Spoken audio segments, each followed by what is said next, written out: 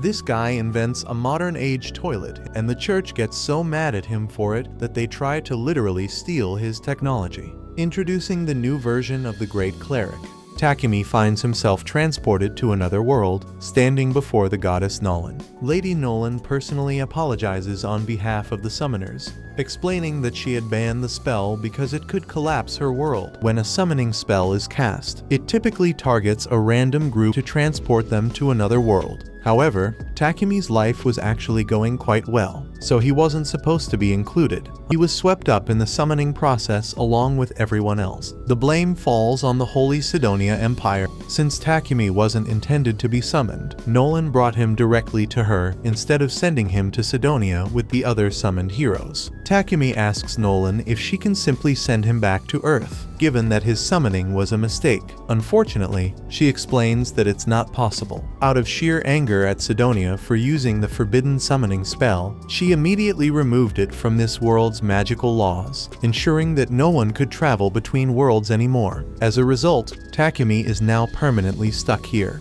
To make matters worse, the summoning process technically killed him. When 𝐃𝐈𝐒𝐿 realizes he's now a disembodied ghost, he begins to panic, but Nolan reassures him that there's no need to worry. While she can't return him to Earth, she can provide him with a new body and help him start a new life as a citizen of this world. As an apology, since this is partially her fault, she offers to grant him her blessing to make his life easier. 𝐃𝐈𝐒𝐿 doesn't really have much of a choice, so he agrees to be reborn into this world. Nolan is glad to hear that. She tells him to open his status screen to check out the new life he will have. When 𝐃𝐈𝐒𝐿 does, he finds out that Nolan is planning to give him a 17-year-old body, even though he's 40. Nolan tells him not to bother with the minor details. More importantly, he still needs to pick out his job. She tells him that there are two main classes for jobs. If 𝐃𝐈𝐒𝐿 wants something more combat-focused, he can pick things like swordsman, knight, or hunter. But if that doesn't appeal to him,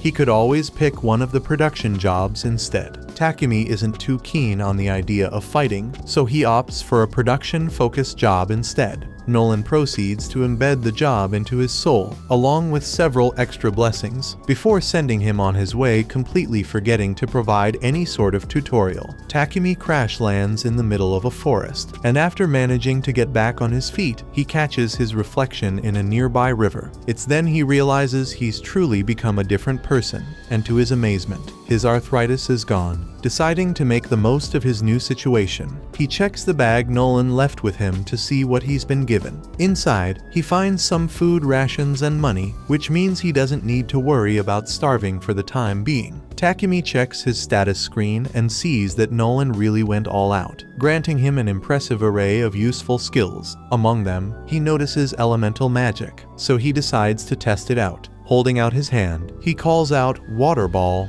and instantly, a sphere of water forms in his palm. The other elements work just as seamlessly, and 𝐃𝐈𝐒𝐿 is able to use them effortlessly on his first attempt. With his newfound magic abilities figured out, he begins to consider his next steps and decides to make his way to the nearest village. While walking, 𝐃𝐈𝐒𝐿 comes across a stick in the middle of the path. It looks like a really nice stick, so he uses his appraisal skill to scan it and finds out that this is treant wood. It's gotten from a wood monster and is really useful for making things like magic staves and spears. 𝐃𝐈𝐒𝐿 decides to put his modeling skill to the test and uses it on the wood to create a spear. Since the wood works so well, 𝐃𝐈𝐒𝐿 decides to scan around to see if there are any other useful plants nearby. He finds a ton of them, so he spends the next hour picking them. However, he doesn't know what to do with all these plants since they definitely won't fit in his bag. He might have to leave them behind, but then 𝐃𝐈𝐒𝐿 remembers that he has an item box skill, so he uses it to store all the plants.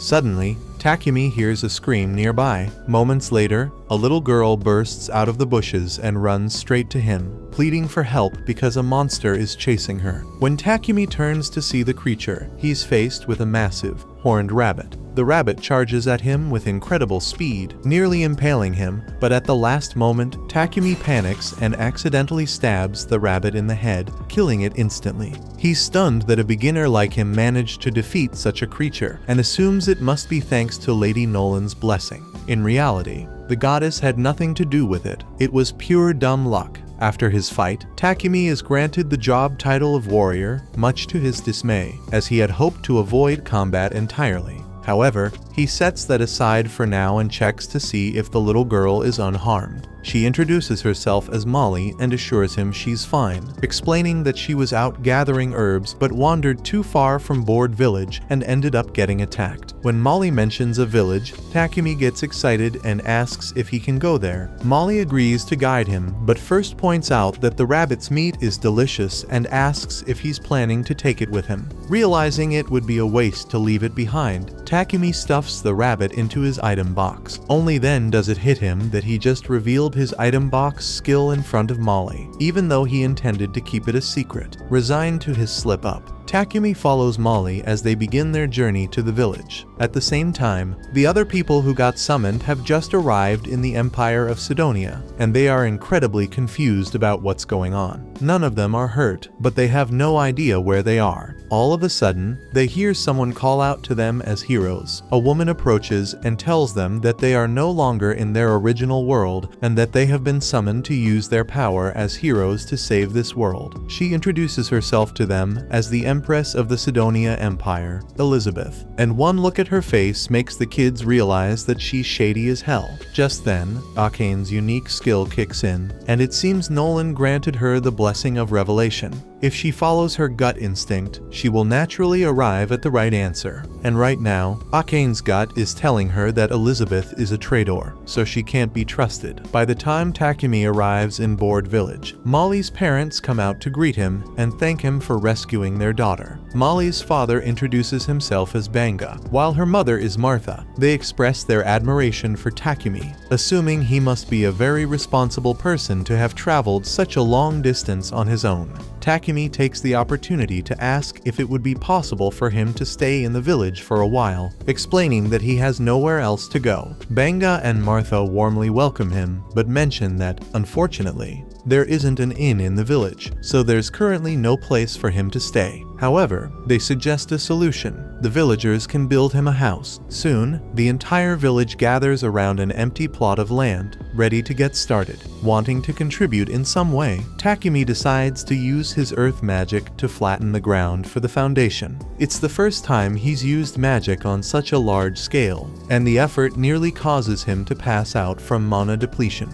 The villagers are all amazed that Takumi can use earth magic so easily. Takumi asks if they think he just did something strange, but they tell him not to worry about it. Since he has taken care of the foundation, the rest of them get to work assembling his house for him.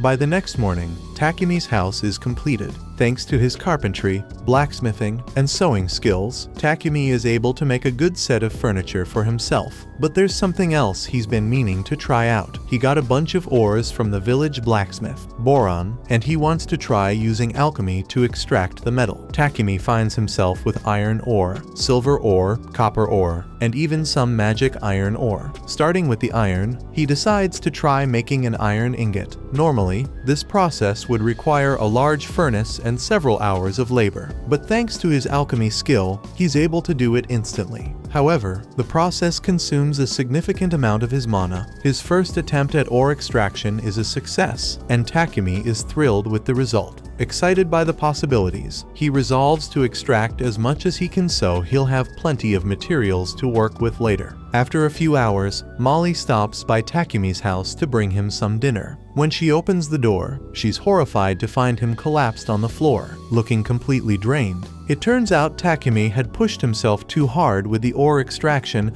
and came dangerously close to dying from mana depletion. Luckily, Martha and Banga gave him a recovery potion, bringing him back to normal. While Takumi is eager to continue practicing his alchemy, he had to promise them he wouldn't overdo it again. Over time, Takumi extracts a bunch of iron, copper, and even a bit of gold, allowing him to make a ton of useful tools. Once he is done with his alchemy practice, he spends time with Boron in the forge, learning how to make all kinds of weapons. The blade he forges turns out really well, and once Boron is done making the sheath, it will be complete. Takumi's blacksmithing skill is now at level 40, so he's done practicing that for now and decides to move on to something else. Takumi approaches Banga and asks if he can borrow a couple of potions. Banga agrees without hesitation, but he mentions that the potions he has are basic and might not be very useful. Takumi assures him that's fine, explaining that he just needs an example to use as a template. He plans to create his own potions using the herbs he collected from the forest. Impressed by Takumi's initiative, Banga offers his full support and even says he'll buy some potions from him once the first batch is ready. Takumi thanks Banga and, with the basic potion in hand, begins crafting his own version. He uses hillock leaves and water to create it, carefully following his process. Once finished, he pours the potion into a glass jar and compares it to the one Banga provided. Both are blue,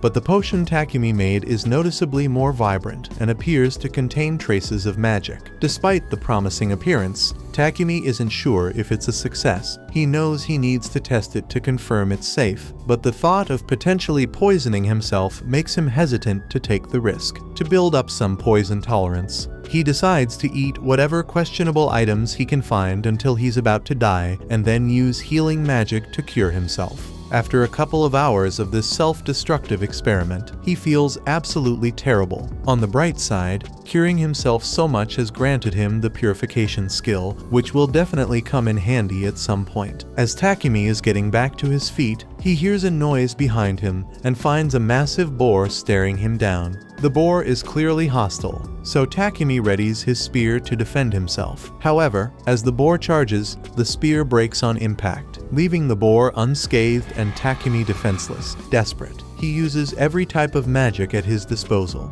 but nothing seems to harm the boar. As if things couldn't get any worse, he catches sight of a poison spider creeping up behind him, poised to strike. Takumi realizes he's completely cornered. Instead of attacking Takumi, the spider turns its attention to the boar, throwing off its charge and causing it to miss him. However, the boar isn't backing down and continues its assault, leaving Takumi with little time to react. So far, none of his physical attacks have worked, but there's still one tactic he hasn't tried. As the boar charges at him again, Takumi leaps into the air and, at the moment of impact, uses his alchemy skill on the boar's head to break it down. His quick thinking pays off, allowing him to survive the encounter. Now that he's safe, Takumi decides to check on the spider since it helped him out earlier. The spider is in really poor shape after being hit by the boar. Takumi decides to heal it so it doesn't die. Afterwards, he gets up to return to the village, but then he receives a notification telling him that he has successfully tamed the spider. He didn't realize it was even possible to tame a spider, but he's hesitant to take it with him since spiders are considered dangerous monsters. The spider gives Takumi an adorable look with its cutesy eyes, and despite everything, he decides to accept it as his pet. To make it official, he names her Maple. Not long after,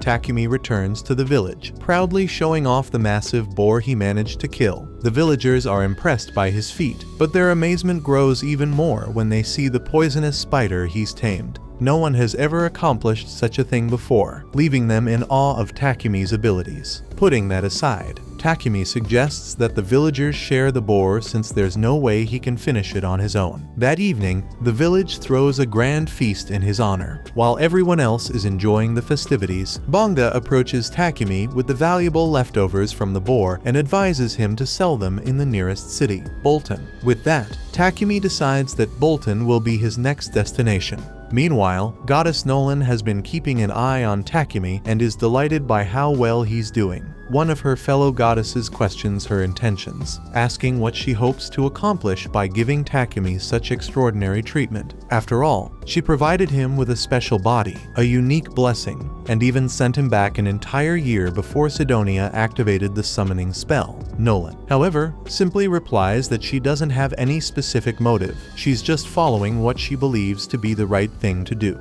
The next morning, Takumi wakes up to discover he's tied up in bed, instantly realizing that Maple is the one responsible. Maple apologizes, explaining that she has been feeling really lonely because Takumi has been so busy lately, and she just wanted to grab his attention. Takumi reflects and understands that he has been so caught up in his work that he hasn't been spending much time with Maple. Determined to make it up to her, he decides to take the day off from work and spend time playing with Maple, which makes her incredibly incredibly happy. Just then, Martha walks in to bring Takumi some lunch. It looks like something weird is going on between Takumi and Maple, but Takumi assures her that it's not what she thinks. Martha takes his word for it, but she can't help but notice that the silk Maple produced looks really nice. She plans to milk Maple dry of as much silk as she can. Later that day, Martha manages to craft a shirt made from spider silk, and all the women in the village are completely enamored with the texture of the fabric.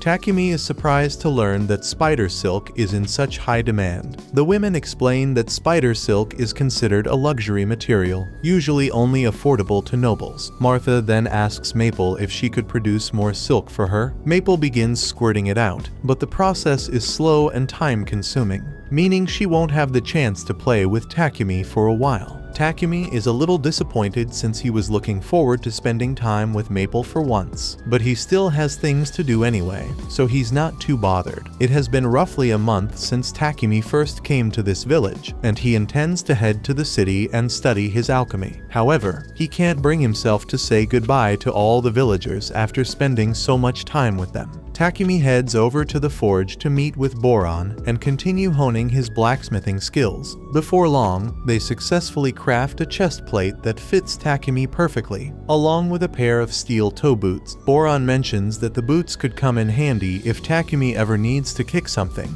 but Takumi quickly clarifies that he has no intention of fighting, as his true focus is on becoming an alchemist. Just then, Banga shows up, and he's glad to see that Takumi's armor is finally complete. However, he admits he's going to miss Takumi once he's gone. He knows Takumi can't stay here forever if he wants to expand his production business. It's the logical move for him to head to the city, where he can sell more goods and get a reliable supply of materials. A trader from Bolton is going to come to the village in a couple of days, so Banga arranged for Takumi to ride with him on his way back to Bolton. Though they're sad to see him leave, they understand it's for the best and encourage Takumi to start getting his things ready. Grateful for all their support, Takumi thanks them and begins heading back to his house to pack up. On the way, he crosses paths with Martha, who is carrying a bucket of meat. Curious, he asks what she's up to, and Martha explains that she's on her way to dispose of the innards of a horned rabbit that Banga caught. She mentions that while the innards are considered the tastiest part of the rabbit, they require careful processing to eliminate any diseases or parasites. This village doesn't have the equipment necessary to do that, so she has to throw the meat away so no one gets sick. However, Takumi tells her that won't be necessary since he can just purify the meat.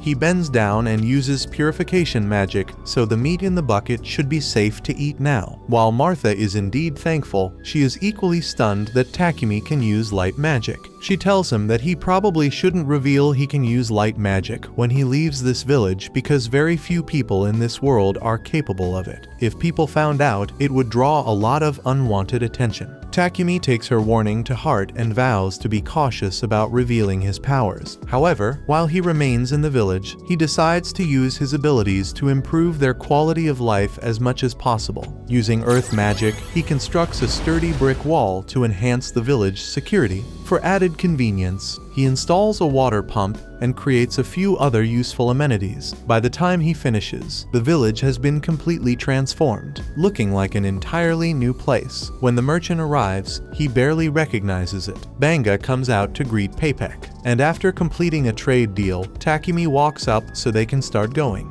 Papek has already heard a lot about Takumi from Banga, so he introduces himself, and everyone asks if Takumi has all his stuff ready. Takumi assures them he hasn't forgotten anything, but there is one thing he wants to give them. He takes a potion from his bag and hands it to Banga, mentioning that he already left around 100 of these bottles at Banga's house. In case of any emergencies, he wants Banga to use them to heal injuries. Papek, stunned by the quality of the potion, asks if he can take a closer look. Upon examining it, he confirms that it's a high-level potion. The rest of the villagers soon show up to bid Takumi farewell. Papek says he will wait for them to finish their goodbyes before he leaves. Molly says goodbye to Maple, who's sleeping in Takumi's sack, and Martha hands him an outfit she and the other ladies made for him out of Maple's silk. Takumi is really grateful for their thoughtful gift and thanks everyone once more for being so kind to him, even though they haven't known him long. He He climbs into the carriage, and the villagers give him a warm and heartfelt send-off,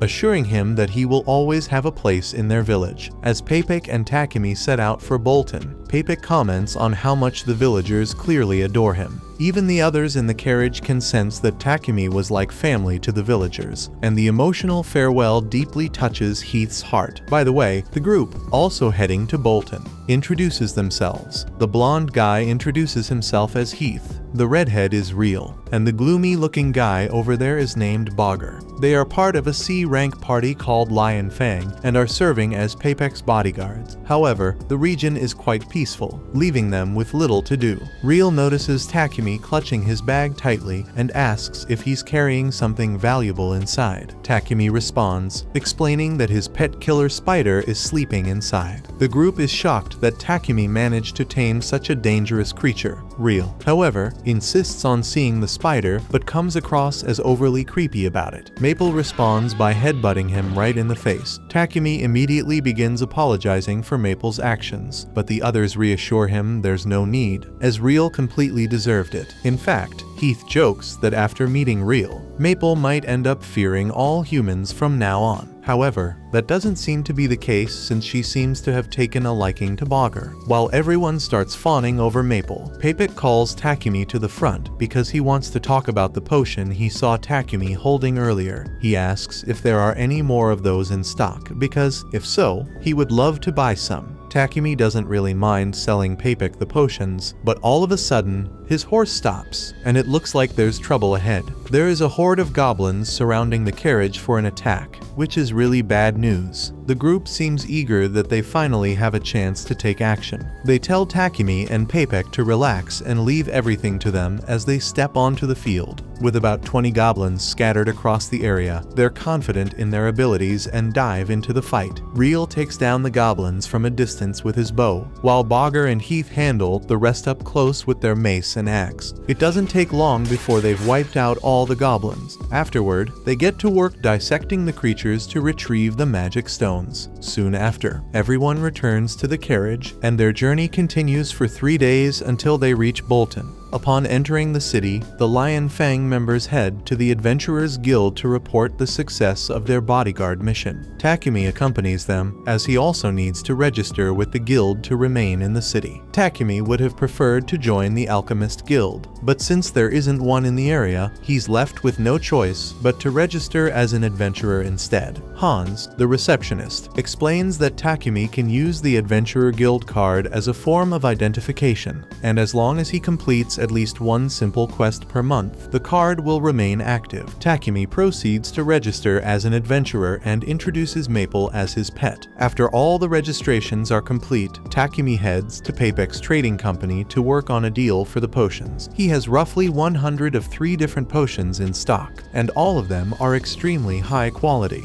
𝐃𝐈𝐒𝐿 is prepared to pay 10 silver coins for each healing and stamina potion and 50 silver coins for each mana potion. Takemi does some quick math in his head and realizes that he would make over 7 million yen. Takemi feels that the amount of money mentioned is far too much, but 𝐃𝐈𝐿e𝐿 explains that he could have earned even more if he already had an established reputation as a producer. With that in mind, since Takemi plans to work as a producer in the city, 𝐃𝐈𝐿e𝐿 suggests finding a house with an attached workshop for convenience. However, this makes Takemi realize that he hadn't even considered where he would live once he arrived in the city. 𝐃𝐈𝐿e𝐿 decides to help him out a little and calls for his assistant, Thomas, so he can show Takemi a good property with an affordable rate. However, when Takemi finally sees the house, it looks way more like a mansion, so he doesn't think he can afford it. Thomas assures him that the mansion is quite affordable and guarantees that there are no ghosts here, so he won't have to worry about that. Takemi spots the workshop connected to the house and starts thinking seriously about purchasing it, as it would be ideal for his work. With the money he made from selling potions to 𝐃𝐈𝐿e𝐿e𝐿, he has enough to afford it. After considering it for a while, he decides to move forward and tells Thomas that he'll buy the mansion.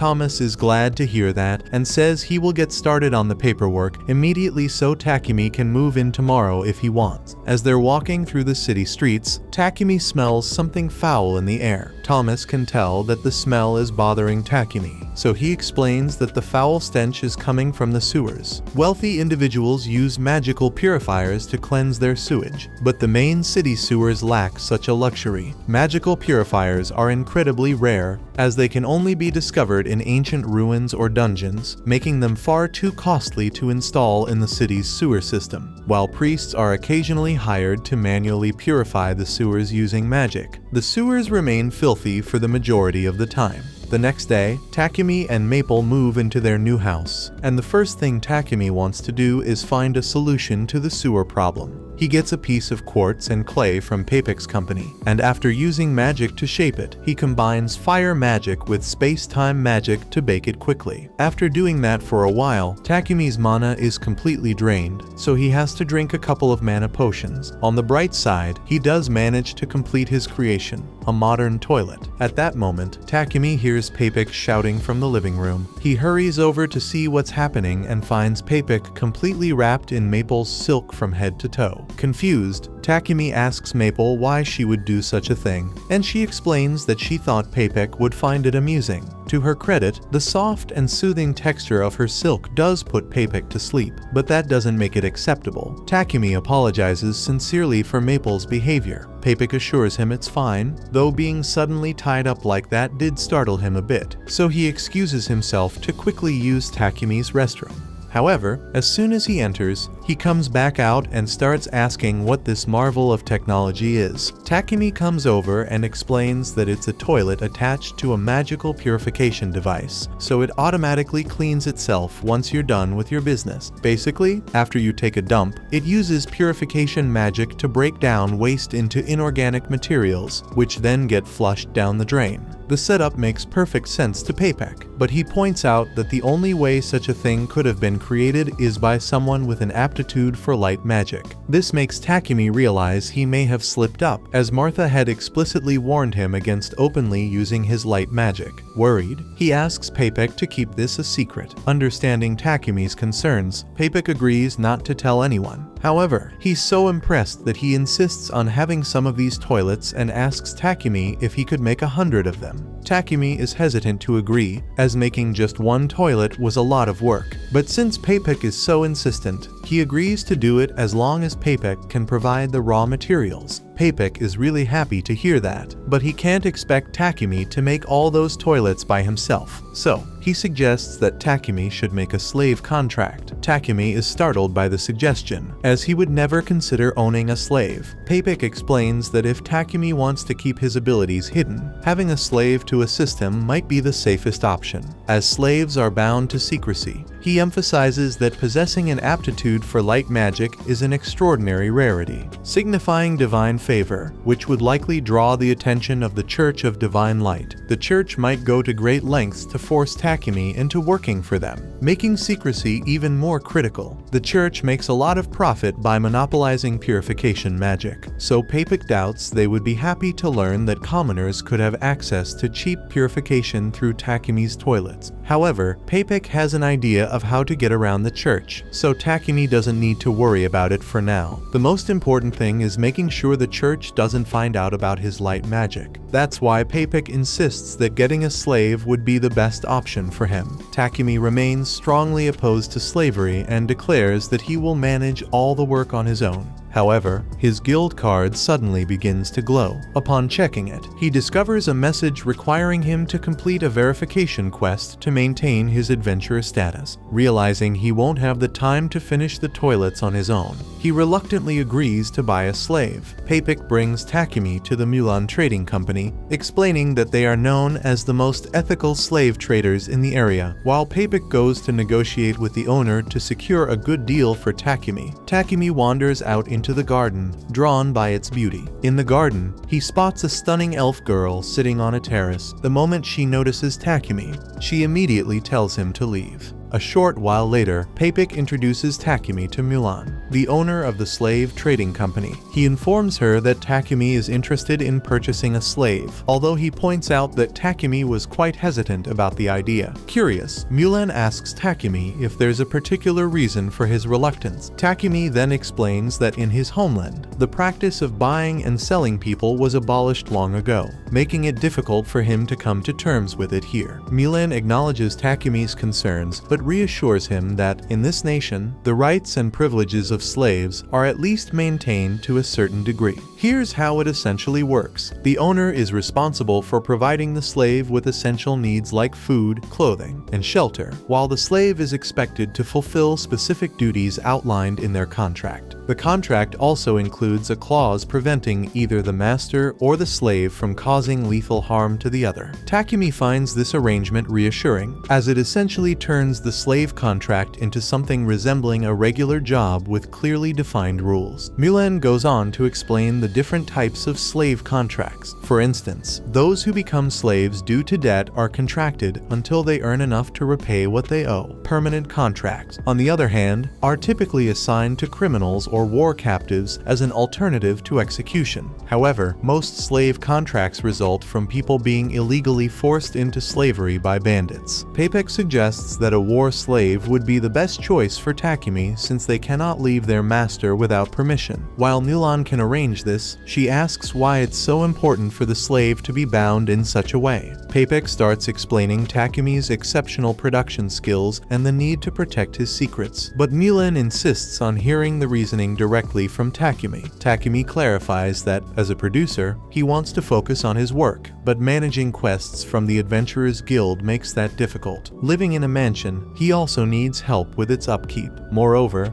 due to certain unique skills he has, he needs assurance that his slave won't disclose any information about him. Lastly, because his quests involve harvesting ingredients and could be dangerous, he requires a slave who is also a skilled fighter to ensure their safety. Mulan quickly understands that Takumi doesn't have any bad intentions, but she firmly refuses to let him make a single slave handle both housework and combat. She's willing to do business with him only if he agrees to purchase 2 separate slaves for the roles. With that in mind, she mentions that she knows someone who would be perfect as a housekeeper and calls Maria into the room. Maria, who was forced into slavery as a child, has been trained extensively in reading, writing, mathematics, and general housekeeping, making her an excellent candidate for the job. Maria confidently states that she's capable of managing all the housework for a mansion on her own, which reassures Takumi. However, Maria notices that he seems lost in thought and asks if something is bothering him. Takumi tells her he's just a little confused since he doesn't understand why no one has bought Maria yet. Considering how cute and capable she is, Maria gets all embarrassed by Takumi calling her cute, so he apologizes since it might have been inappropriate to say. Maria calms down and tells Takumi that she can only do the housekeeping work outlined in the contract and nothing else. Takumi says he's fine with that since he only wants her to do housekeeping work, but Maria wants to make it very clear that she won't do anything else. Takumi doesn't understand why she's talking about it so much since Mulan already explained how these contracts work, but then Maria blurts out that she can't sleep with Takumi. Takumi feels flustered as well, but reassures Maria that his intentions are genuine. He only wants her as a housekeeper, not anything inappropriate. With that clarified, Takumi asks Maria if she's still willing to form a contract with him, to which she happily agrees. With the matter settled, Mulan announces that she'll begin drafting the contract for Maria. However, when it comes to a battle servant, Mulan explains that she doesn't currently have anyone who meets the criteria. Hearing this, Maria calls her out, claiming that Sophia is still around. Mulan doesn't appreciate being challenged and sharply tells Maria to return to her room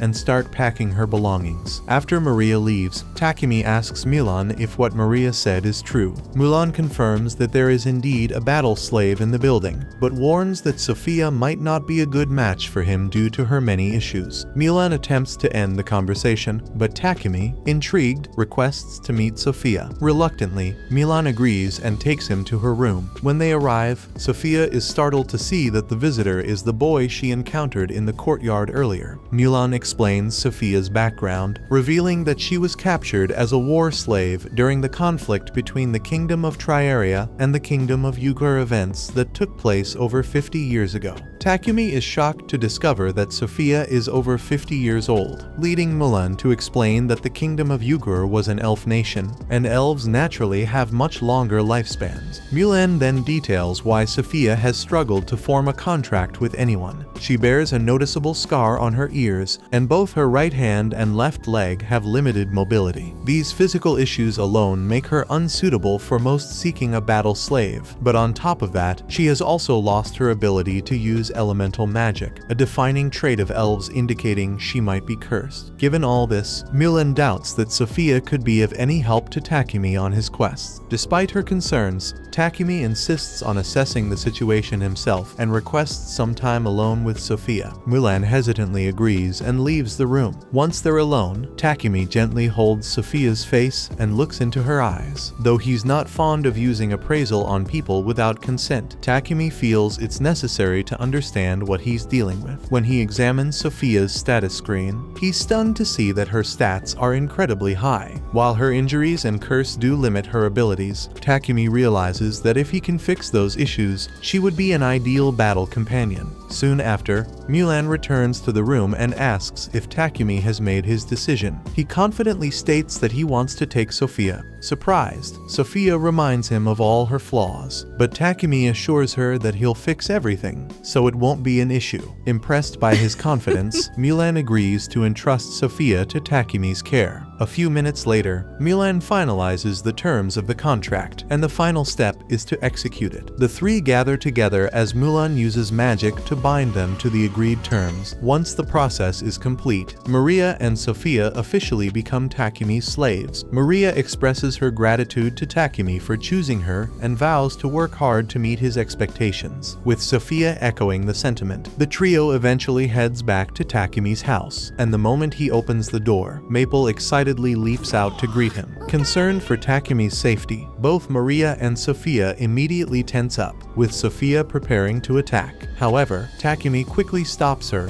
and explains that Maple is actually his pet killer spider. Though puzzled by the revelation, the two decide to accept it and act as if it's completely normal. A little while later, 𝐃𝐈𝐒𝐿 shows them to one of the empty rooms in the mansion. Sophia and Maria really like it, so 𝐃𝐈𝐒𝐿 tells them that Sophia can have this one and Maria can take the room next door. Neither of them can believe that 𝐃𝐈𝐒𝐿 is willing to give them their own rooms, but it's not like he's using the rooms anyway, so he thinks it would be nice if someone got some use out of them at least. Additionally, there is also a large bath, so he tells them that once they are done unpacking, they can use the bath whenever they like, and Maria is really excited about it. Later, while taking a bath together, Maria shares how pleased she is that 𝐃𝐈𝐒𝐿 chose to purchase Sophia as well. She admits she never believed Mulan would let Sophia go, as Mulan had spent the past 50 years refusing to sell her, no matter how much was offered. For Mulan to sell Sophia to 𝐃𝐈𝐒𝐿, she must have seen something trustworthy in him. Sophia agrees that 𝐃𝐈𝐒𝐿 seems kind, but remains a bit wary since they know so little about him. During the contract preparations, Sophia caught a glimpse of 𝐃𝐈𝐒𝐿's file and noticed that much of his background information, such as his hometown and lineage, was left blank. This makes her suspect that he might be intentionally hiding something. After they are done with their bath, they head outside and are shocked to see that 𝐃𝐈𝐒𝐿 already prepared dinner for them. Maria is especially devastated since household work is meant to be her job.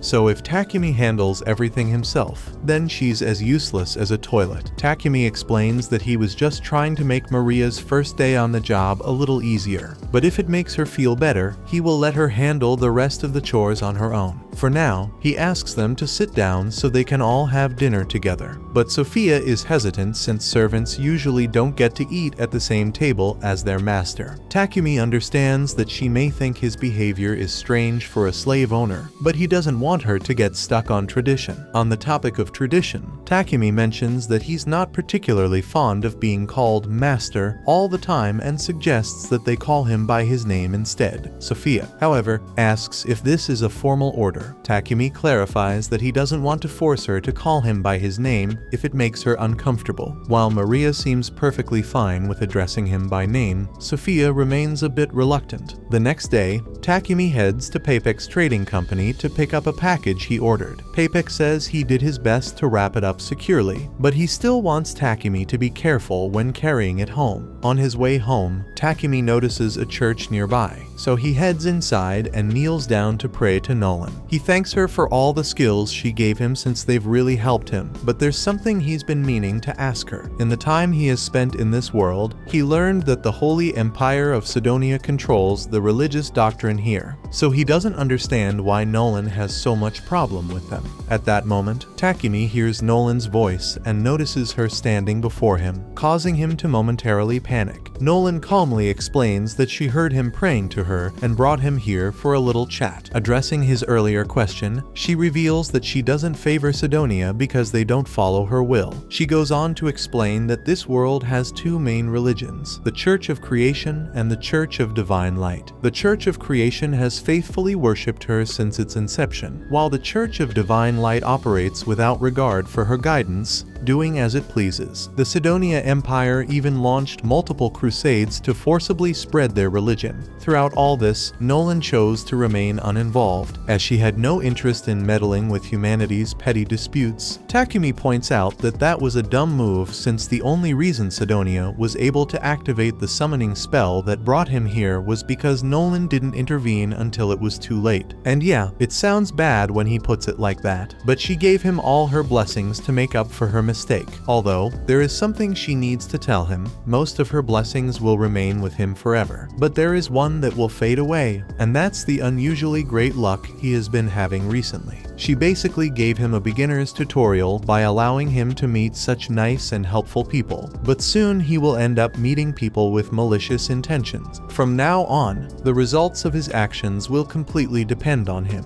Shortly after, Takumi arrives home, only to trip over Maple, who eagerly greets him. Sophia and Maria rush to check on him, but when Sophia tries to take the package he brought, he quickly stores it in his item box to keep her from touching it. He then informs them that he'll be working in his workshop for a while and requests not to be disturbed. Sophia, noticing the package was wrapped in high-grade magical paper, grows suspicious, suspecting it might contain something dangerous. Unable to ignore her doubts, she follows Takumi to his workshop. There, she is shocked to witness him dipping a knife in poison, deliberately cutting himself, and immediately healing the wound. His actions seem bizarre and unsettling. When Takumi casually mentions Maria's name during his experiment, Sophia's suspicions intensify, leading her to believe he has sinister intentions toward Maria. She tries to attack him, but overwhelmed by exhaustion, collapses on top of Takumi instead. Takumi checks her status to figure out what's wrong with her, and he discovers that she is suffering from extreme exhaustion, likely due to her curse. A wound like this normally wouldn't be that difficult to heal, but because of the curse, it takes a lot of effort for Takumi to finally heal her hand. Once he's done, his light magic levels up. He later carries Sophia up to her room, and since his light magic leveled up, he now has enough power to dispel her curse, so he pours all his magic into it, and eventually, he's able to fully heal Sophia as well as lift her curse. She's still unconscious due to exhaustion, but she should be fine once she gets a little rest. A couple of hours later, Sophia wakes up, and upon seeing Maria, she urgently warns her to run, convinced that Takumi is completely insane based on what she witnessed earlier. Maria, however, has no idea what Sophia is referring to,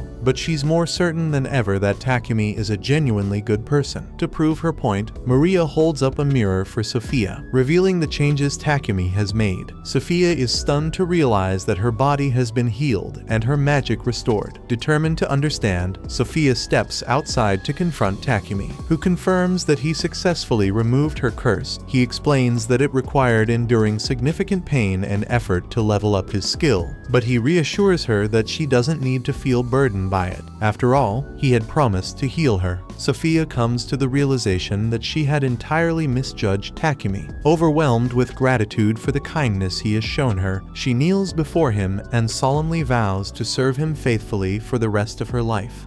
The following morning, Takumi makes his way to the library to search for information about alchemy, only to discover that the entire library contains just 4 books on the subject. Puzzled, Takumi wonders why alchemy isn't more widely practiced, especially since it seems so straightforward to grasp. However, the truth is that alchemy is far from simple. The available texts on alchemy are written in the ancient language of this world, and the only reason Takumi can make sense of any of it is thanks to the blessing Nolan gave him, which allows him to understand every language in this world. Later that day, Takumi, Maria, and Sophia finish making a large batch of toilets. While there's still plenty more to make, they've been making steady progress. Takumi figures he'll be able to take a break from toilet making for a while, since he won't be working on more toilets for the time being. Maria asks what he plans to do next. Takumi explains that he's planning to go on some journeys in the near future. Specifically, he wants to search for new alchemy ingredients, take in the unique sights this world has to offer, and maybe even explore some ruins along the way. He's already decided to take Sophia along as his bodyguard, so he's going to need Maria to stay behind and look after the house while he's away. Maria, however, isn't thrilled with the idea. She asks Takumi if she can join him on his journey, but he doesn't think it's a good idea since the trip is likely to be dangerous. Besides, he mainly hired Maria to take care of the mansion, so taking her along would defeat the purpose of having a maid. While Maria understands his reasoning, the thought of being left alone in the mansion makes her feel incredibly lonely, so she pleads with Takumi to reconsider. Takumi feels guilty about leaving Maria by herself, but before making a decision, he decides to check something. He grabs Maria's face and uses appraisal to examine her stats. To his surprise, Maria is quite impressive. Her skills are excellent, not overpowered, but definitely strong enough to hold her own in a fight. With that, Takumi agrees to let her come along, as long as she's confident she can handle the journey. Sophia offers to train Maria in magic and combat to ensure she's prepared for any potential dangers, and Takumi likes the idea. He then asks Sophia to train both him and Maria. Now that it's settled that Maria will be joining the expedition, Takumi decides it's time to start crafting equipment for everyone. Before getting to work, he asks Sophia what kind of weapon she'd prefer. Without hesitation, Sophia begins listing an extensive arsenal of weapons. She requests a longsword, a 2.5-meter spear, a bow, and 2 knives. That level of preparation is no surprise, given her experience as a seasoned warrior. Maria, on the other hand, isn't very familiar with weapons, though she did receive some basic short sword training from Milan. She tells Takumi that a set of battle knives should be sufficient for her. However, Sophia points out that relying solely on battle knives would leave Maria at a disadvantage in terms of reach, so she suggests adding a spear to her arsenal. Since Maria doesn't know how to use a spear, Sophia offers to give her some quick training to teach her the basics. While they work on that, Takumi gets started on crafting the weapons. It doesn't take him long to finish making all the blades, but the process uses up a significant amount of his mana, forcing him to drink a mana potion to recover before he can continue. The final step for the blades is for Takumi to cast an attack and auto repair enchantment on them, so he doesn't have to perform maintenance as often. Once that's done, the blades are finally complete. Now, he's going to move on to the handles, but since Maria requested battle knives, she's going to need a sheath for them, and even though Takumi is a gentleman, he's still a man of culture, so imagining Maria's thick thighs with knives on them nearly makes him pass out.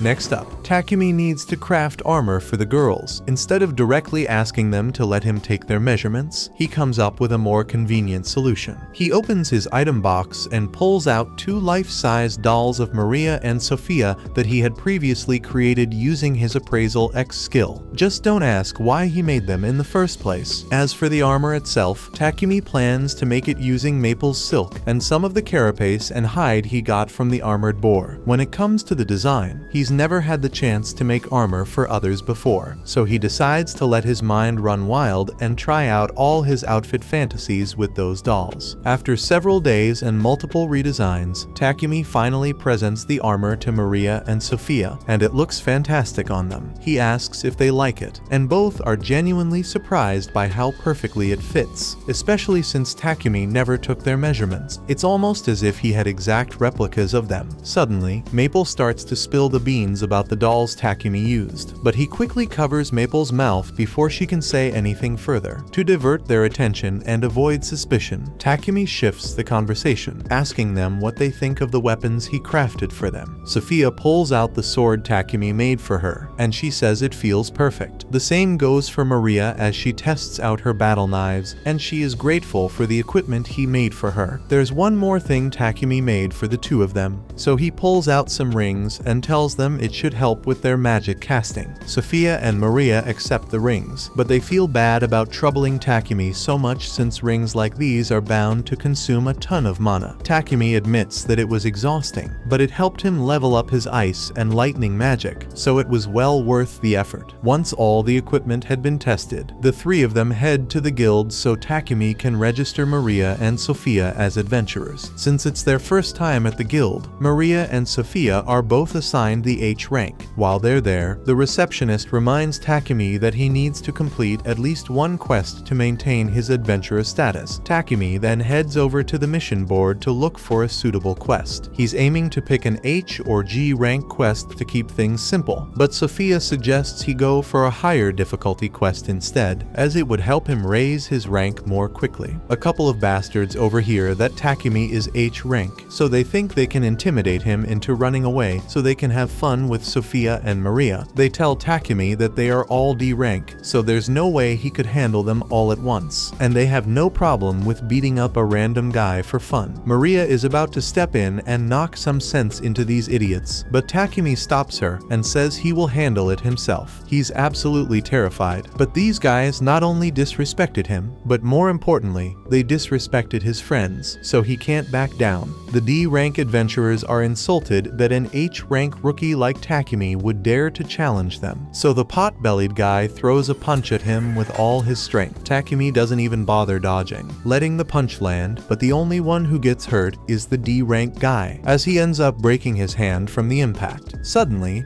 the guild master, Barak, arrives on the scene, demanding to know what happened since fighting is strictly forbidden in the guild. Initially, he assumes Takumi is the one at fault because Takumi is completely unharmed, while the other guy has a broken arm. However, Maria quickly defends Takumi, insisting he didn't do anything wrong. The receptionist also steps in to confirm their story, explaining that all Takumi did was stand there and take a punch to the face. The guild master still wants to get to the bottom of this, so for now, he asks someone to drive the potbelly guy away and tells Takumi and his party to come with him since he has a few questions to ask. He believes that Takumi was just defending himself, but he doesn't understand how he did it and would like an explanation. Takumi is a little uncomfortable about revealing personal skill information, but the guild master assures him that all this information will remain confidential. In that case, Takumi explains that when the guy threw the punch at him, he opened his item box and pulled out a bit of charcoal, which he then used to cover his body for defense. To make sure he wouldn't get hurt, he synthesized the charcoal into diamond. That explains how he broke that guy's fist without doing anything. While they're on the subject, the guild master suggests promoting Takumi to D rank immediately. It's clear he has the skills to qualify, and having a higher rank would deter fools like the last guy from targeting him just because he's accompanied by attractive women. However, Takumi feels it wouldn't be right to receive an automatic promotion for such a reason. Hans then proposes that Takumi and his party take on a few challenging quests to earn their rank promotion fairly. Both Sophia and Maria think this is a solid idea, so Takumi agrees to go along with it. The quest they were assigned involves exterminating goblins and kobolds and gathering merrill herbs. They head out into the forest to begin. Maple acts as the group scout and warns them that there is a group of 4 goblins ahead. Sophia takes the initiative and volunteers to handle the first 2, so she dashes forward and cuts them down in one swing. The remaining 2 are tripped up by Maple's web, and once they fall to the floor, Maria and Takumi stab them through the neck.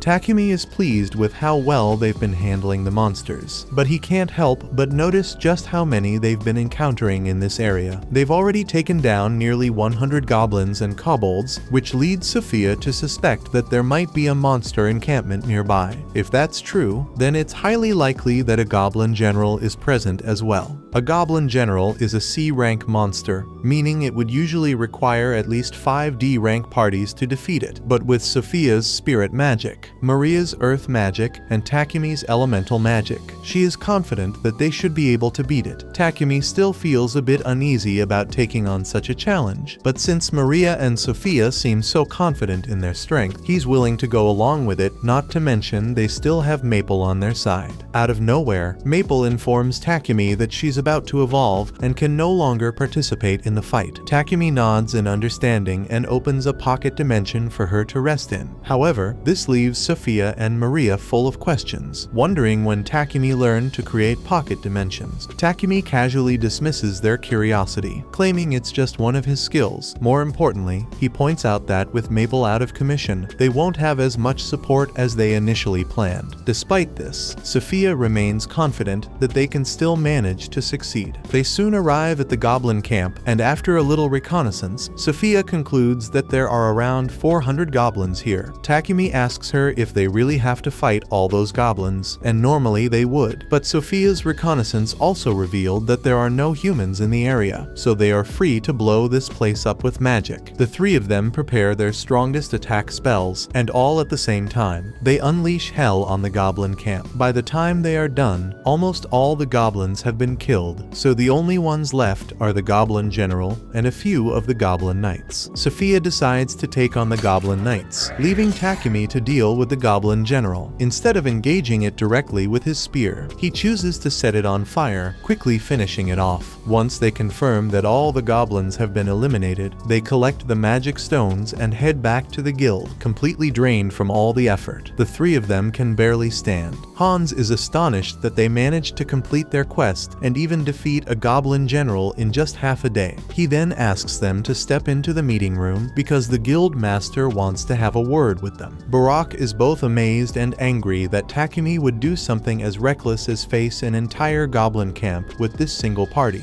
But just as he is about to begin scolding Takumi, his pocket dimension opens up, and Maple pops out. She has now evolved into an arachnid, so everyone is excited to see her new form. At this point, Barak decides to just let the whole reckless battle thing slide since Takumi's party clearly isn't normal. When they arrive back home, Maria asks Takumi if he has any spare cloth so she can make some underwear for herself and Sophia. However, Takumi comes up with a much better design idea and offers to make it for her instead. Just then, Maple emerges from the pocket dimension and informs Takumi that Papek has arrived to see him. Takumi goes to meet him and learns that Marcus Godwin, the Lord of Bolton, has requested an audience with him. While Takumi would prefer to avoid meeting Marcus Godwin, the circumstances leave him with no other option. Takumi eventually arrives at Godwin's castle, and fortunately, Godwin turns out to be a reasonable man. The first thing he does is express his gratitude to Takumi for creating all those toilets, which have significantly improved the town's sanitation. He also acknowledges Takumi's efforts in taking down the goblin encampment, which would have posed a serious threat if left unchecked. Recognizing Takumi as a valuable asset to the nation, Godwin advises him to be cautious, as it's only a matter of time before Sidonia sets its sights on him. A few days later, Takumi finally completes the underwear for Sophia and Maria, but the process turned out to be much more challenging than he expected, leaving him completely exhausted. Sophia and Maria are thrilled with the results and praise the design, expressing their gratitude. Absent-mindedly, Takumi asks if they'd like to try the underwear on now so he can check the fit. A moment later, he realizes how inappropriate that sounded and bolts out of the room in embarrassment. Sophia and Maria, however, are a bit disappointed, as they were more than willing to do it if he had stayed.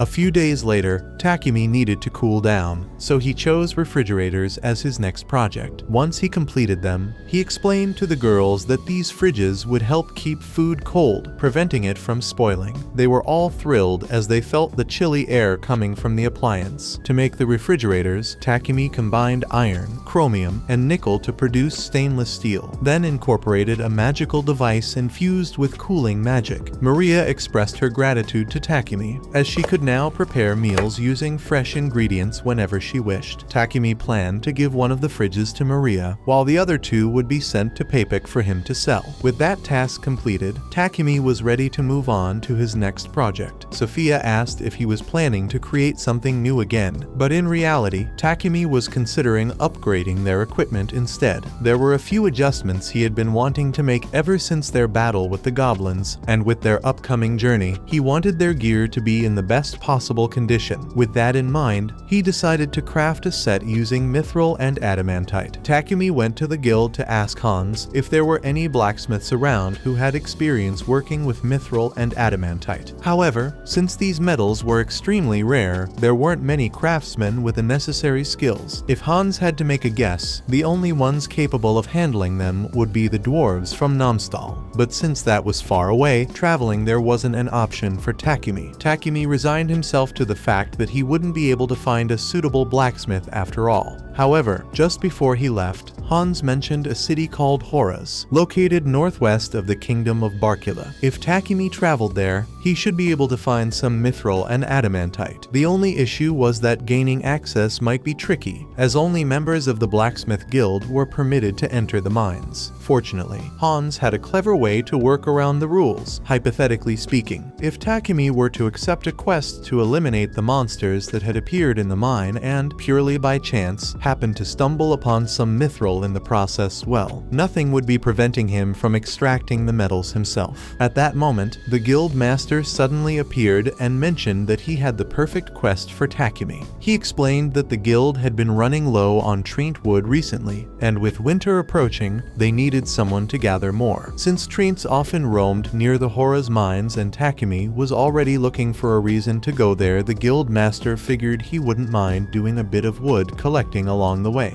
Moreover, since Takumi was already planning to head there, the guild master wanted him and his party to escort someone as well. However, this was beginning to feel like a lot of work, since Takumi had never taken on an escort mission before. He asked why the members of Lion Fang couldn't handle it instead. The guild master explained that Lion Fang was currently out on a separate mission, so they couldn't do it, and Takumi was the only other person he could ask. Takumi eventually agreed to take on the escort mission, but he still didn't know much about the route to 𝐂𝐸𝐻𝐻, so he asked Hans how long it would take to get there. Hans explained that the journey would take 7 days by horse-drawn carriage, but if Takumi used a monster horse instead, he could cut the travel time down to just 4 days since they were twice as fast as regular horses. Thinking it was a great idea, Takumi asked if he could take one. But unfortunately, Reel arrived just in time to inform them that all the monster horses were already being used by Lion Fang. Hans was surprised to see Reel return so soon, but Reel explained that he and his party hadn't finished their quest, yet he had simply taken down a black buffalo along the way and came back to drop it off before it spoiled. Since he needed to head back out in the morning to rejoin the rest of Lion Fang, he planned to stay in town for the night. Seeing this, Takumi offered him a place to stay at his house and the chance to take a bath. Reel was excited by the prospect of a bath, so he decided to take Takumi up on that offer. Takumi was glad to hear it, but he actually had somewhere to go after this, so he said Reel could just wait for him at his house. But Reel said he would rather accompany Takumi in that case. Takumi allowed Reel to accompany him to 𝐵𝐵𝐵𝐻𝐻's company, and while he was there, he successfully persuaded 𝐵𝐵𝐵𝐻𝐻 to lend him a couple of monster horses for his mission. However, in exchange, 𝐵𝐵𝐵𝐻𝐻 requested that Takumi sell him some of the rare ores he managed to acquire from the 𝐂𝐸𝐻𝐻 mine. Also, about the refrigerator he had brought earlier, 𝐵𝐵𝐵𝐻𝐻 really liked it, so he asked Takumi to make some more for him once he got back from his mining trip. Meanwhile, back at Takumi's mansion, Sophia is starting to get really worried that something might have happened to him since he hasn't returned yet. Later that evening, Takumi is walking back home with Reel, and he apologizes for dragging Reel on such a long errand, even though he must be tired from his journey. But Reel doesn't mind since he is the one who said he'd accompany Takumi. At that moment, Reel sensed a hostile gaze fixed on him and Takumi. It was clear right away that he wouldn't stand a chance against this person with his current equipment, so without hesitation, he grabbed Takumi's hand and took off running. However, their pursuer quickly closed the distance and landed a powerful kick across Reel's face. The attacker then revealed herself to be Sophia, who was absolutely convinced that Real had been trying to kidnap Takumi, so without a second thought, she was ready to cut him down. Just before she could strike Real down, Takumi quickly stepped in front of him and told Sophia she had completely misunderstood the situation. After he explained everything, Sophia knelt down and sincerely apologized to Real for almost killing him over nothing. Fortunately, Real was unharmed and decided to forgive her, though he now had plenty of questions he wanted to ask Takumi, and that list only grew longer when they finally arrived at Takumi's house, where Real was met with the sight of even more cute girls. He asks Takumi what's going on, so Takumi explains that he needed a maid to take care of the house and someone to guard him, so he hired Sophia and Maria, and then there's Maple, who happened to evolve at one point. Real is excited to see Maple again in her new form, and Maple remembers him, but she still doesn't like Real, though. Real dropped to his knees in despair, realizing that both Bogger and Heath were already married, and even Takumi had 2 girlfriends, while he was still single. However, Takumi quickly corrected him, clarifying that he wasn't actually dating either Sophia or Maria. Seizing the opportunity, Real decided to take his chance and asked Sophia if she had ever considered going out with him, but she instantly rejected him, and Maria did the same, and just like that, Real found himself defeated once again. A little while later, as Real is crying in the bath, Takumi talks to Maria and Sophia about the mission he accepted so he can go mine some mithril and adamantite. Sophia thinks it's a good idea since Trent wood is a precious material, and everyone else is on board, so Takumi says they will head out in 3 days' time.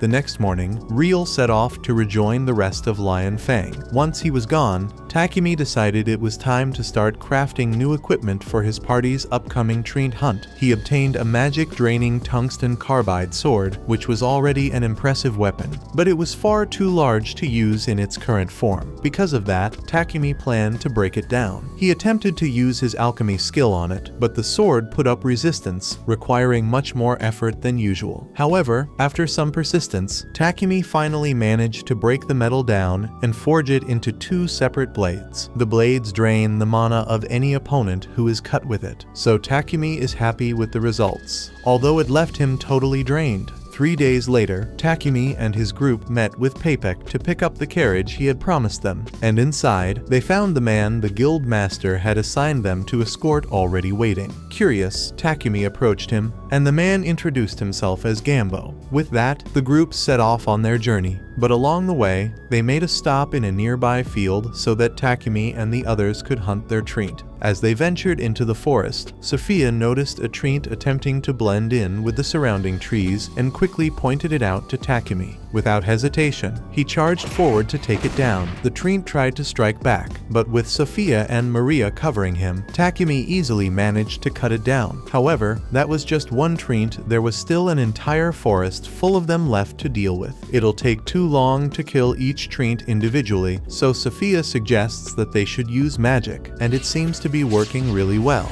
However, they are soon confronted by an elder Trent, and no matter how much magic they use to attack, it keeps regenerating. The only way to finish it off was to cut down its main body in a single strike, so Sophia instructed Takumi to coat his sword in fire and attack, while she and Maria provided cover. Working together, they finally managed to bring down the leader Trent. With that, their Trent hunting was complete, and they were free to continue their journey to Horus. When they arrived in Horus, the group made their way to the local adventurers guild. Once there, Gambo pointed out a quest that called for adventurers to exterminate the iron mole monsters in the mines. These creatures fed on ores, making them a significant threat. By accepting this mission, they would gain permission to enter the mines. A little while later, the group is mining in the mines, and they get really lucky because it doesn't take long for them to find some mithril and adamantite ore. However, the ores attract some monster moles from the ground, so they have to be ready to fight. Just before the mole emerged, Takumi took a moment to think and quickly came up with a clever idea. The moment the iron mole surfaced, He hit it with a burst of light magic, blinding it instantly. As a result, the creature collapsed, making it an easy target to finish off. While Takumi's method was undeniably effective, Sophia and Maria couldn't help but feel a bit disappointed since it meant they wouldn't get the chance to fight. Since the mining trip was successful, they all returned to Bolton a few days later. Once they do, Takumi visits Gambo's shop so he can learn how to work with mithril and adamantite. Gambo explains the process of extracting the metal from the ore, and after a lot of effort, Takumi is able to create some mithril and adamantite, so he starts using it to make all kinds of magic-imbued gear. Once Takumi finished crafting the new gear, he handed it over to Maria and Sophia for them to test out. The girls were amazed at how lightweight yet durable their armor had become, and to their surprise, it even had magic infused into it. Takumi explained that he had imbued their gear with magic that complemented their respective elemental affinities. As for his own armor, he had enchanted it with something called Thunderclap, an ability that provided an extreme agility boost, allowing him to move at incredible speeds. However, the second Takumi tries to do something cool by showing off how fast he is, he ends up crashing face first into a wall. Next, Takumi presented the new weapons he had crafted, along with the enchantments he had placed on them. Both Sophia and Maria were thrilled with their new spears, but Sophia had a special request. She was willing to lay down her life to protect Takumi, so she asked if he could forge a shield for her, allowing her to guard him more effectively. Takumi thinks that's a good idea, but he reminds Sophia that she should value her own life just as much as she values his. Nolan had been observing Takumi the entire time, pleased with the progress he was making. She knew he would need every bit of strength he could muster for the battles that lay ahead. Meanwhile, 1 year in the future, in the kingdom where the other heroes had been summoned, Akira and Yamato stood ready. With their training now complete, they were about to embark on a mission assigned to them by the king of Samandor. Back in Takumi's time, he had just completed the shields that Sophia had requested. However, upon seeing how much effort and energy it took out of him, she couldn't help but feel guilty. She wished Takumi had an assistant who could help him with his production, making his workload a little easier. Meanwhile, in the royal capital, the Lord received a letter from Sidonia. It appeared that word had spread about Takumi's toilets and the purification magic infused in them. Although they had yet to learn who Takumi was, they were already making plans to take action against him. The Church of Divine Light, upon discovering the purification magic toilets being used in Barkula, decided to send a messenger to meet with the king. They quickly made an official appeal to the Pope in Sidonia. As a result, they convinced the Pope to declare that purification magic is a divine gift from their god, meaning they alone should have the right to use it. Consequently, they demand that the king of Barkula surrender the patent for the purification magic circle. On top of that, they insist that the king reveal the identity of the person responsible for creating these purification devices in the first place. The king hears out the church's demands, but since they are outright ridiculous, he decides to disregard them completely. The church's messenger is stunned that the king would have the audacity to defy the church and, in response, threatens to command all the priests stationed in Barkula to return to Sidonia immediately. However, the king remains unfazed by this threat and, in fact, goes so far as to encourage him to follow through with it. Takumi eventually learns about the king's decision and feels relieved that the king didn't betray him. However, he can't help but feel a bit uneasy about how strongly the king rejected the Church of Divine Light. With Sidonia's church likely to turn against Barkula, Takumi would hate to be the cause of such a major conflict, but Papik reassures him that there's no need to worry. After all, the Church of Divine Light isn't the only religious group in this world, there's also the Church of Creation. Even though the Church of Divine Light holds significant influence, there are still plenty of followers of the Church of Creation in this country, so their absence won't be a huge loss. On top of that, the priests of the Church of Creation offer recovery magic to anyone in need, whereas the Church of Divine Light demands exorbitant fees for any holy magic. Since the Church of Divine Light is backed by Sidonia, Takumi will likely have to steer clear of them from now on, but that's just how things are. Anyway,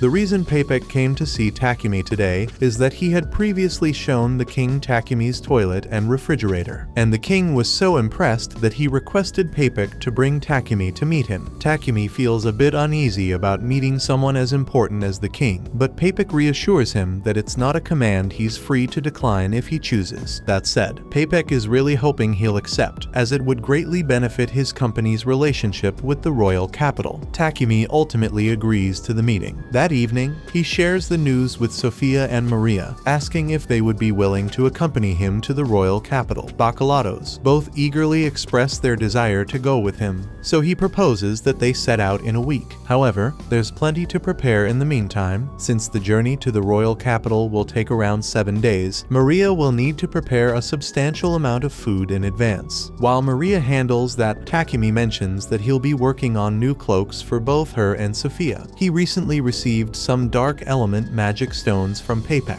and by using them to craft the cloaks, he can enchant them with a perception blocking spell. While such a spell would be incredibly useful in battle, Takumi's main reason for making it is to ensure that Sophia and Maria won't be bothered when they arrive in the royal capital. Later on, Sophia and Maria go out shopping, and while selecting some fruit, Maria grumbles that Takumi doesn't have enough confidence in himself. Sophia agrees, noting that he's good-looking, possesses remarkable alchemy skills, and has an incredible talent for invention. She continues enthusiastically listing all of Takumi's great qualities, but Maria can't help but notice just how excited Sophia gets when talking about him. This makes her suspect that Sophia might actually be in love with him. Sophia denies having such impure thoughts and says she only loves Takumi as her master. But Maria knows there's a love story in there somewhere. Meanwhile, back at the town's church, Takumi kneels before the statue of Nolan to offer a prayer. Before long, a radiant light envelops him, and he suddenly finds himself in Nolan's domain, where she greets him warmly. It's been some time since she last saw him, and she's already heard about his invitation to the royal capital. So, if he's here to pray for a safe journey, she playfully remarks that he really should have brought her an offering. Takumi explains that he's actually here because he has a few questions he wants to ask. The Church of Divine Light worships a goddess named Anat, so his first question is whether there really is another goddess besides Nolan. Without hesitation, Nolan firmly states that she is the only true goddess in this world. But if that's the case, then Takumi asks what Anat is meant to be. Nolan doesn't want to reveal too much, so she says Takumi will find out about that when the time comes. While he's here, Takumi also takes the opportunity to ask Nolan if she knows what happened to the other heroes who were summoned alongside him. It's been 10 months since he arrived in this world, and under normal circumstances, an event as significant as summoning heroes from another world would have caused a huge stir. Yet, oddly enough, Takumi hasn't heard anyone mention it. Nolan decides to be honest and admits that when she summoned Takumi, she tampered with time a bit, sending him 1 year into the past. In other words, the heroes technically haven't even been summoned yet. It will still be a few more months before that happens. However, Takumi is confused as to why she would go through all the trouble of sending him back in time, so he asks her to explain. Unfortunately, Nolan says his time's up, so she won't be answering any more questions for now. Takumi tries to tell her he has more questions to ask, but Nolan chops him on the head, knocking him back down. Takumi eventually wakes up on the church floor, feeling like Nolan had been dodging his questions about the other heroes. However, since he has no plans to get involved with them anyway, it doesn't really matter. He then heads back home to finish the new cloaks he had been working on for the girls. Once they're ready, he gives them to Maria and Sophia, who both absolutely love the designs. Hearing their praise makes Takumi happy, but there's still something else he wants to work on before their trip. He takes both of them to his workshop and reveals his next project, a carriage of his own. With all the traveling they've been doing lately, he figures it would be much more convenient to have a comfortable carriage they can use whenever they need, rather than constantly borrowing one. However, even if he builds the carriage himself, he still doesn't have a horse to pull it, so he's thinking of borrowing one from the guild. But Maria quickly tells him there's no need for that, they can simply get one themselves. The Forest of Death outside Bolton is teeming with monsters, and if they search long enough, they might be able to find a unicorn or a drake horse, both of which would be much faster than an ordinary monster horse. Maria seems especially excited about the idea of going out to catch one, but Takumi can't help but feel a bit uneasy. Eventually, they set off off in search of a horse, and as they make their way into the forest, Takumi turns to Sophia and asks if drake horses are really that much faster than the monster horses they typically borrow from the guild. She confirms this and tells him that a drake horse possesses speed, stamina, and durability that far exceeds that of a regular monster horse. The drake horses look pretty much the same as regular horses, but they have a huge rhino-like horn and dragon scales along their body, so it should be pretty easy to spot if they come across one. Just then, Maple calls out to the three of them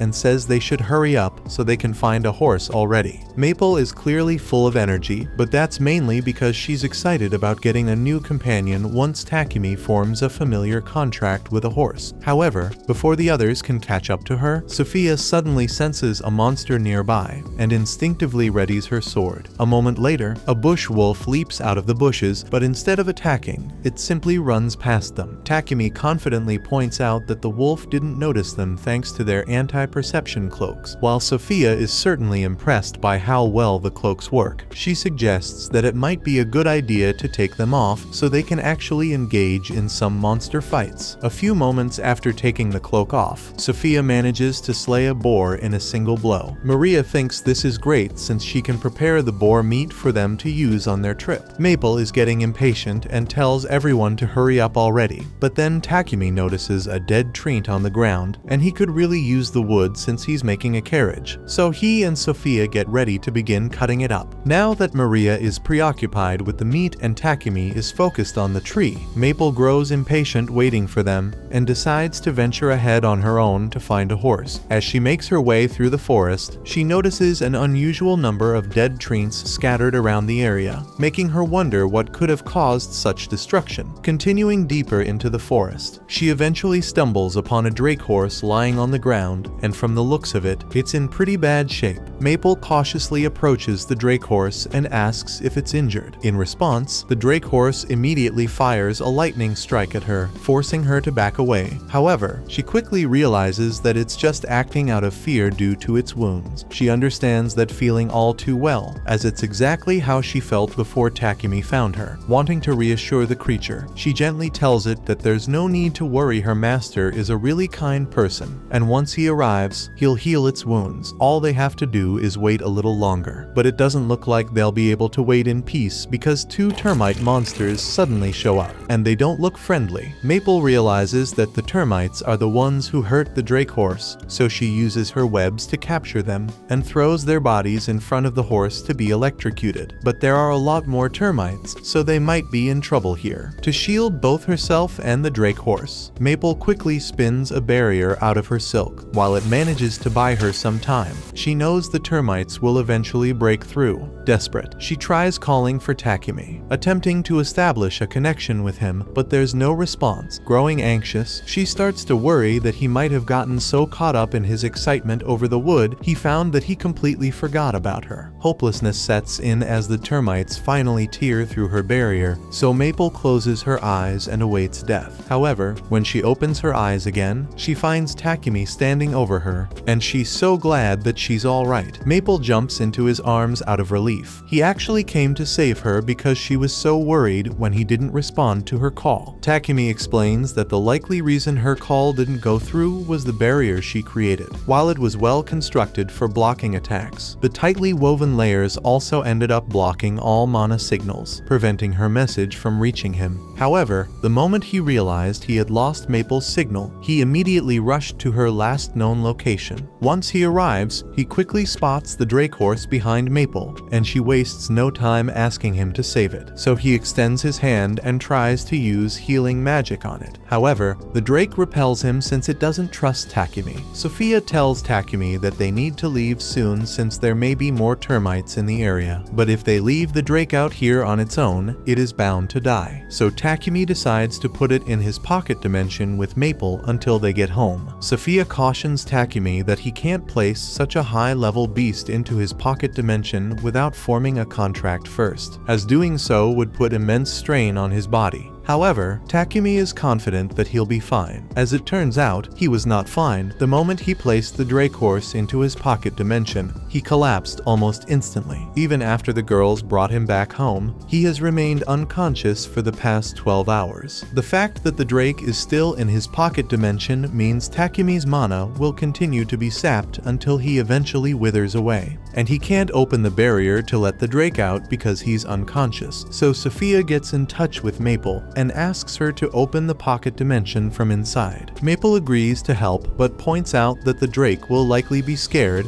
if it suddenly finds itself in an unfamiliar place. To keep it calm, she decides to set up a tent in the front yard where it can adjust to its new surroundings. Once the Drake is released from the pocket dimension, Takumi should start to recover. In the meantime, Maria heads out to buy medical supplies to treat him and asks Sophia to stay by his side so that he has someone with him when he wakes up. Later that day, Takumi finally wakes up from his coma and heads outside to see the Drake. Maple has been telling the Drake all about Takumi while they waited for him to recover, and after introducing himself, Takumi asks if it would be willing to form a contract with him. The Drake trusts Maple, and since she is vouching for Takumi, it agrees to form a contract with him. Now that the Drake has been tamed, Takumi can finally use magic on it without worrying about any backlash. Without hesitation, he casts High Heal to mend all of its wounds. In an instant, the Drake regains its strength, standing on its own once more, fully restored. Now that the Drake is officially one of Takumi's familiars, he needs to give her a name. Since he named Maple after a leaf, he decides to stick with the theme and names the Drake Camellia, after the tree that keeps its leaves all year round. Maple is happy that Camellia has fully recovered, and with everything finally settled, Maria calls everyone inside for dinner. She's prepared a feast, and since Takumi hasn't eaten in an entire day due to being unconscious, he definitely needs a good meal. At a slave trading company called Palom, a beast girl named Reva is in the middle of a meeting with a potential master. The client is clearly impressed by her magical abilities, but he inquires whether she can use any practical magic spells. Reva admits that she hasn't learned any useful spells yet but promises to do her best to master them so she can be of service to him. However, the man declines to purchase her, explaining that he requires someone who can assist him immediately and doesn't have the time to wait for her to train. After the client departs, Reva apologizes to Palom for being rejected once again. However, he reassures her that she shouldn't worry, as the right master for her will eventually come along. Reva tries to stay optimistic, but after spending several years here without finding a master, doubt begins to creep in. She recalls her past life with her younger brother, and how she was forced to sell herself into slavery to earn money and support her family. Yet, despite everything, she still hasn't been able to make a single cent. At Takumi's house, he continues to work tirelessly on finishing his carriage, which is beginning to concern Maria. She asks if he plans to visit Gambo's workshop today, and Takumi confirms, explaining that there's still plenty of blacksmithing work to complete before the trip. Sophia points out that he might be pushing himself too hard aside from all the effort he's pouring into the carriage. He still needs to produce more potions and refrigerators for Paypek. On top of that, he hasn't taken a single break in the past few days, and at this rate, she fears he might end up working himself to death. Takumi appreciates their concern for his well-being, but reassures them that he's perfectly fine before heading out as planned. His first stop of the day is the guild, but as soon as he steps inside, he hears a man desperately pleading with the guild master to believe him, insisting that he witnessed something terrifying. Curious, Takumi approaches the front desk and asks Hans about the commotion. Hans explains that multiple people have reported sightings of a strange creature lurking outside. Takumi inquires about the creature, but no one seems to know exactly what it looks like. However, Hans has drawn a sketch based on the witness's description. Even with the drawing, the creature's identity remains unclear, though Hans isn't too concerned since there haven't been any reports of damage so far. Shifting gears, he asks Takumi what brings him to the guild today. In response, Takumi explains that he's here to register a new pet he recently acquired. Hans is impressed that Takumi has managed to tame yet another another pet, and given everything Takumi has done so far, he was already expecting it to be something unusual. However, when Takumi pulls Camilla out of his pocket dimension, Hans is absolutely horrified. Glancing back at his sketch, he quickly realizes that Camilla is the very creature everyone has been terrified of. Now that it's clear Takumi was the cause of all the panic, the guild master drags him into a meeting where he scolds him relentlessly until Takumi is practically begging for mercy. Meanwhile, Sophia is out in town after returning from a meeting with Mulan. She had gone to ask if Mulan had any slaves with magical abilities who could assist Takumi with his work, but unfortunately, there wasn't anyone who matched that description. Instead, Mulan suggested that Sophia check out other slave trading companies to see if they might have someone who meets the requirements she's looking for. As she makes her way back home, Sophia runs into Maria, who is out shopping for ingredients to prepare lunch. Noticing how worn out Takumi has been lately, Maria wants to cheer him up with a good meal. However, when she and Sophia arrive at Gambo's workshop to check on him, they find Takumi completely passed out in a pile of wood. At first, they are shocked, but Gambo reassures them that there's no need to worry. Takumi simply fell asleep while working. Considering how hard he's been pushing himself without taking a break, it's not surprising. Even though he must have been completely exhausted, he kept working with a smile until the moment he collapsed. For now, he'll be fine, but Gambo warns the girls that if they don't get Takumi to slow down, he might actually work himself to death one day. A little while later, after waking up from his nap, Takumi finally completes the carriage, and he looks absolutely proud of his accomplishment. And rightfully so, he essentially defied the laws of physics to create it. While it appears to be a regular carriage from the outside, the interior is as spacious as a house. Takumi poured a tremendous amount of effort into enchanting it with spatial magic to expand the inside, and he even equipped it with all the daily necessities to ensure that even the longest journeys will be as comfortable as possible. Everyone climbs aboard to take the carriage out for a test ride, and Maria is absolutely thrilled to be the one driving it. Despite the fact that it's moving at frightening speeds, the ride feels incredibly smooth from the inside, with barely any vibrations, meaning there's no risk of motion sickness. With some time left before their scheduled trip, Takumi tells Maria that if she has any suggestions for additions to the carriage, she's free to let him know. Taking full advantage of the offer, she immediately asks for death spikes on the sides. The spikes serve absolutely no practical purpose. Takumi acknowledges Maria's request, but promptly ignores it, and they continue on as usual. A few days later, the time for their trip finally arrives. They pull up to the city gate, where they meet Lion Feng, who will be escorting them on their journey to the capital. Before long, Papek and the others arrive as well, and with everyone now present, Takumi decides it's time for them to set off. However, before they set off, Papek becomes curious about what a carriage built by Takumi would look like, so he asks if he can take a peek inside. Takumi tells him to go right ahead, and the moment Papek steps in and lays eyes on the spacious house-like interior, he completely loses it. In a frenzy, he bombards Takumi with questions, demanding to know how he managed to create such an extraordinary carriage, and even offering to pay a hefty sum for the secret. But before he can get too carried away, Lord Godwin steps in and knocks some sense into him, reminding him not to make Takumi uncomfortable. But then, Godwin starts loudly proclaiming how much he would love to have a carriage as magnificent as Takumi's. While he's not outright ordering Takumi to make one for him, he casually mentions that if Takumi were to gift him one, he'd be so grateful that he'd be willing to pay 100 platinum coins in return. Takumi quickly does the math in his head and realizes that 100 platinum is roughly equivalent to 1 billion yen. With that kind of money on the line, how could he possibly refuse? For now, the group sets off on their journey, with Takumi and his party riding in his carriage, while Godwin and Papek travel in their own respective carriages. As they make their way forward, Godwin discusses with his assistant just how invaluable Takumi has become to the kingdom since his arrival. He has no doubt that Takumi will continue to achieve even greater things, but with such accomplishments, he is certain to attract unwanted attention. While both the king and Godwin Godwin will do everything in their power to protect Takumi from any internal threats within the kingdom of Barkula. Dealing with the Empire of Sidonia will be an entirely different challenge. Speaking of the Empire of Sidonia, we take a look into the future after the other heroes were summoned, and 𝐂𝐻𝐿 is reading an old Sidonia history book to gather as much information as she can. The book talks about the goddess Anat that Sidonia worships, and it says she created humanity in her likeness. Then, she created beastmen from beasts and elves from sprites, all to serve under mankind. That is why beastmen in the Empire of Sidonia are treated so poorly, and 𝐂𝐻𝐿 can't stand it. Back in Takumi's time, he and the others have just arrived at the capital, and he's relieved that they made it safely without encountering any attacks. However, the only reason for their smooth journey was that Takumi's party took out every monster that so much as got close to them. In fact, Lion Fang, who was supposed to be their bodyguard, ended up doing absolutely nothing the entire time. Just then, 𝐵𝐵𝐵 approaches Takumi and says he has something to talk to him about. So, once they reach the inn, he tells Takumi that he wants to gift the king a carriage similar to the one Takumi made for himself. He already talked this over with Lord Godwin, and he thinks this would be the perfect way to demonstrate Takumi's expertise to the king. However, since their audience with the king is only 5 days away, 𝐵𝐵𝐵 doubts that Takumi will be able to complete a carriage in such a short time. He suggests they wait until the next time they have an audience with the king instead. Surprisingly, though, Takumi insists that he can finish it within the 5-day window. If he were to build it after returning home, he'd then have to transport the carriage all the way back to the capital, which would be far too much hassle. So, he figures it would be much more convenient to just construct it while he's already here. It shouldn't be too hard to find the necessary materials in the capital, but the main problem is that Takumi needs somewhere to begin building, and he doesn't have a workshop in the capital. Thankfully, 𝐵𝐵𝐵 says he knows the perfect place for Takumi to do all his work, the Palom Company. Takumi later meets with Maria and Sophia to tell them about 𝐵𝐵𝐵's proposition for him to work at the Palom Company, and Sophia happens to know a bit about the Palom Company. So, she tells Takumi it's one of the more trustworthy slave trading companies in the capital, at least according to what Mulan told her. 𝐵𝐵𝐵 secured permission for Takumi to use one of the Palom Company's old detached buildings, so as soon as the materials arrive, Takumi plans to start working on the new carriage. However, Sophia refuses to let that happen so easily. She insists that Takumi needs to get himself an assistant. He nearly worked himself to death while building the first carriage, and now he's about to dive straight into making a second one without even taking a break. Even a workaholic like him has to see that he's being reckless with his health. With that in mind, Sophia suggests that while they're already at the Palom Company, he should consider getting himself another slave to help out. Takumi understands that Sophia and Maria are genuinely worried for his well-being, so he agrees to get a new slave. And the next day, he meets with the owner of the Palom Company. Takumi tells him that he is looking for a slave to help him with his alchemy, and since Takumi is currently working on a carriage that has various magical elements, Palom assumes Takumi would need a slave who has magical aptitude. As Takumi is in his meeting, Sophia waits outside. Suddenly, Maria rushes over to her in a panic, frantically saying that she can't find 𝐵𝐵𝐵 anywhere. Earlier, 𝐵𝐵𝐵 had mentioned wanting to explore the Palom building, and if anyone spots a massive killer spider wandering through the halls, they're bound to lose their minds. So, Sophia says she's going to go look for 𝐵𝐵𝐵 before she causes any trouble. Unfortunately, by the time she finds 𝐵𝐵𝐵, she has already scared the soul out of Reva, who was just trying to enjoy her book. 𝐵𝐵𝐵 apologizes for scaring Reva, and Sophia helps her back to her feet. But as she does so, she notices that the book Reva is carrying is a book about alchemy. She asks Reva if she's interested in alchemy, and she begins telling her about how much she loves studying alchemy. A few minutes later, Reva is escorted into the meeting room to meet with Takumi, as Palom recommended her as a suitable candidate for his needs. She greets Takumi and takes a seat so they can start their conversation. However, as Takumi begins explaining the tasks he needs done, Reva is entirely zoned out, preoccupied with the fear of being rejected once more and missing out on the chance to earn money for her family. Just then, Takumi mentions something about meeting someone who is somewhat knowledgeable in alchemy, and as soon as Reva hears the word alchemy, she shoots up because alchemy is her thing. She loves alchemy just as much as Takumi does, so the two start talking about their favorite methods and theories, and Takumi is so impressed by her that he decides to give Reva a little exam. He He rips a page from one of his journals and hands it to her, asking if she can determine the purpose of the magic circle. With just one glance, Reva immediately recognizes it as a recompositing circle used for making sweets, but something about it feels off, and she can't quite figure out what it is. Overwhelmed, she begins to panic and bursts into tears, unable to answer Takumi's question. She admits that she doesn't know the answer because this isn't the same sweet spell she's familiar with, fully convinced that Takumi will reject her for failing his test. But instead, he reaches out his hand and invites her to join his party. She was actually correct about the circle being used for making sweets, but the slight difference came from Takumi using different ingredients in his recipes. Regardless, he finds it incredible that she could identify the magic circle's purpose with just a glance, so he tells her he would be thrilled to have her as part of his team. Now that Takumi has accepted Reva, Palom proceeds to create the contract